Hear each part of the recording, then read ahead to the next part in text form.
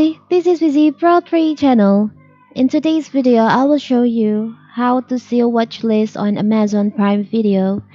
Before we get started, don't forget to subscribe and turn on the notification to keep you updated about this channel. So let's go!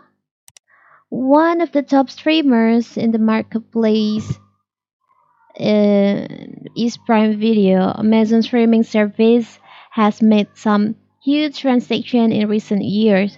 Thursday night football has been on Prime Video for a few years and delivering an NFL game each week to a national audience. With contract with the MLB, NBA, and NASCAR, users are able to get live sport on Prime Video, making it a worthwhile purchase for sport fans. So, and also on Amazon Prime Video, you can add watch list. How to do it? If you want to see your watch list on your Prime Video, it's very simple. First of all, of course, we have to open our Amazon Prime Video. You can log in into your account on mobile apps or PC or laptop. Now from here, here's my account. For example, I will add some film or movies to my watch list. You can just select on plus icon here to add some movie to your watch list.